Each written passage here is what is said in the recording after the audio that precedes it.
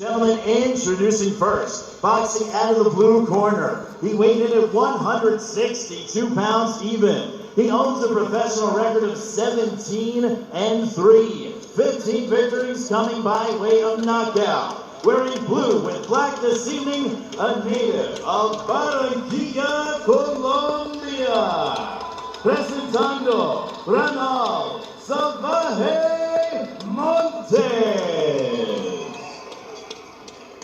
And his opponent, ladies and gentlemen, across the ring, boxes out of the red corner. He weighed in at 163.5 pounds. His record, undefeated at 20-0-1. 9 victories coming by way of knockout. Wearing black with silver and representing Forestville, Maryland. Please welcome Alantez, SlyAza. All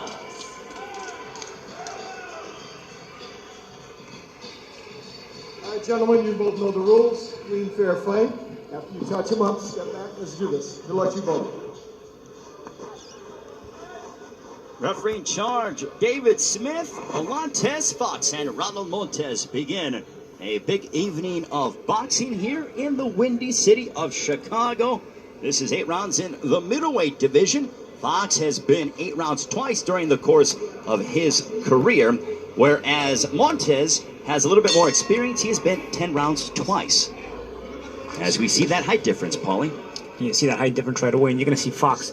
He's the kind of guy who likes to establish that distance, establish that range. Montes actually jumps in with a pretty good left hook there.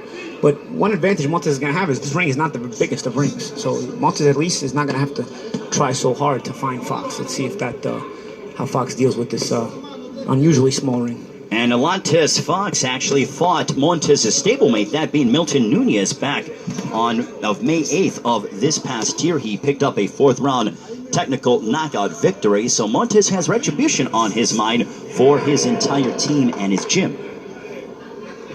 Yeah, we're going to get the revenge also. And as we talked about earlier, a nice catch and shoot there by Alantez Fox after a pretty good body shot by Montes. Fox shot right back with the right hand after catching it on the arm. And Montes told us during the fighter meetings he was going to focus on the hooks. He wants to really go to the body and then come upstairs. He feels that it'll open up. And you see, Alantez actually told us yesterday that he thought Montes had a pretty good left hook. So he seems to be ready for them. A couple times he's caught them on the right hand and shot the right hand right back. We call that a catch and shoot because you're shooting with the same hand you're catching with. So the idea is if the fighter is throwing a punch with that hand, he's not blocking with that same hand. Nice combination there by Alantez Fox as he backs up Ronald Montes. Midway point of round 1. Some good skills by Fox. He's got like I said, a good physical presence for a middleweight. Good athletic skills. A young fighter who's coming up the ladder and trying to just establish his still in learning curve. Obviously, he's trying to establish his style. But he has a pretty good sense of what he wants to do and a pretty good identity in the ring and a sense of what he wants to be. And he actually took this fight, did Fox, on 1 week notice. He said he was in the gym and he's always ready to go, but in terms of a full camp, he only had about 7 days notice for this fight against Ronald Montes. That's a good thing about being a young fighter. Most of the time when you're a young fighter like that, you're always in the gym working on your craft and just getting better in general. You're hungry. There's Montes jumping right back in with a left hook. And Montes is certainly not going to be denied. He's actually spent the last month and a half here in Miami training for this matchup because their training down in Colombia isn't the best. I mean, they actually hit a tire that hangs from a tree, so they're building a gym out there. Now we're seeing a nice exchange between Fox and Montes. I like how Fox transitions that defense to offense a lot of times. He'll go from catching right on the arms to catching on the gloves and firing right back. As I said earlier, they call that catch and shoot. But he's not just limited to that. He also knows how to be first with that jab and start to initiate his own offense, creative. That like you just saw there, a jab to the stomach as well. Closing moments of round number 1. Alantez Fox and Ronald Montes in the middleweight division. We'll see Troy Fox, and his brother also is in his corner, Mike Fox. Family tradition. And you know what? They've been together since Fox was 9 years of age. In regards to his corner, he said that he moved on from his trainer early on when he was a young man, And his father was very honest with us. He goes, and when I asked him about separating being a trainer and being a father, he goes, it gets a little rough around the age of 19 till about now, but they do have this chemistry that is working, Paulie. Yeah, it's hit or miss when it comes to that. Sometimes, you see a lot of relationships with father-son get strained when the father becomes a trainer, and then you've seen a lot of father-son relationships equal a lot of success. One guy that comes to mind is Joe Calzaghe and his father. They never actually lost a professional fight together. So, you'll have your, there's pros and cons. We'll say that. Roy Jones and his father had a big falling out for a large part of his career. Absolutely, and also you look at Danny Garcia and Angel Garcia. They have worked together since the beginning. Round number 2, scheduled for 8.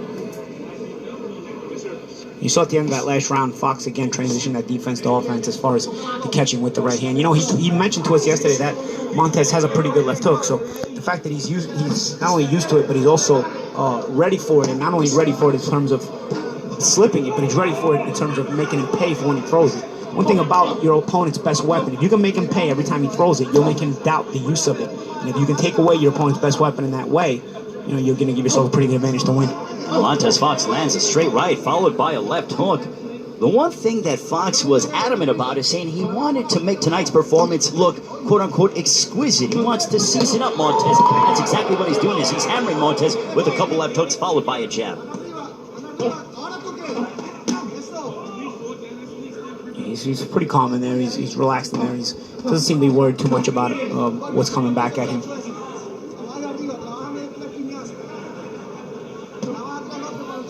He's got that jab. I like to see him try to get a little bit creative with that jab. He's got it pretty down pat as far as using Montez's offense against him. Makes Montes pay for a lot of what he wants to throw. What that's going to end up doing is it's going to make your opponent gun shy if you make him pay every single time he's throwing. But once he's gun shy, you've now got to start to initiate yourself on a much more regular basis. Alantez has a pretty good jab. Let's see him get more creative with it and also come back with some other shots after the jab. And we're seeing that Montes is reaching with a lot of his punches. He's out of the range of Alantez Fox, who's using his distance quite well. And he's peppering him and flustering him with that jab of his, is Alantez Fox. He's very alert on defense. Like I said, he has a pretty good sense of where he is in the ring at all times. And, a good identity of his own style. Under a minute remaining in round 2 as Alantez Fox goes back to work using his jab, and it's been that 1-2. We'd like to see him potentially working an uppercut as well, Paulie. Yeah, we've seen it once or twice. I'd like to see him just maybe put in some 3s and 4s together, because what he's got Montes doing now, even when he's initiating the offense, is Fox, and he's got him covering up and getting back on defense. So you can actually start to throw that 3rd or 4th shot in the combination, and not just the initial 1s and 2s. You start to marinate your opponent with those 1s and 2s, but once he's he's soaked it up a little bit and he's ready to start getting going, you can start bringing a 3rd and 4th shot. You watch it when Fox throws that 1-2, Montes is really ready to throw. Goodbye. And a shot. It was a delayed reaction and left hook to the body. Down goes Montes. He is in a world of trouble, and he may not get up. And this one is over. Alantez Fox disposes of Ronald Montes in the 2nd round. Exquisite. Right? Is that what he wanted? And I'd say that knockout, that body shot was exquisite. Just the statement he wanted to make. As the 24-year-old out of Forestville, Maryland, dispatches of Ronald Montes. Paulie, he did season him up, but he cooked him at the end of the 2nd round. He sure did. You gotta bring the sizzle, you gotta bring the steak. Right? Thing with body shots, we're gonna take a look at that replay. See the 1-2, see he's just touching. But Montes is not really reactive to everything that's coming. And that was, you see, we mentioned how he's got to bring the 3 and 4 shots together. That was the body shot right there. And we just talked about right how I like to see him bring 3 and 4 together. Because, Montes acted to those 2-punch combinations anymore. And what we saw there, double jab, right hand, followed by the body shot. He got the reaction on the right hand. The reaction made Montes duck and get his hands up high because he wanted to guard his face. Open them up for that body shot. Ladies and gentlemen, the official time, 2 minutes, 59 seconds in round number 2. Your winner by knockout and still undefeated from Forestville, Maryland, Alantez SlyAza Fox.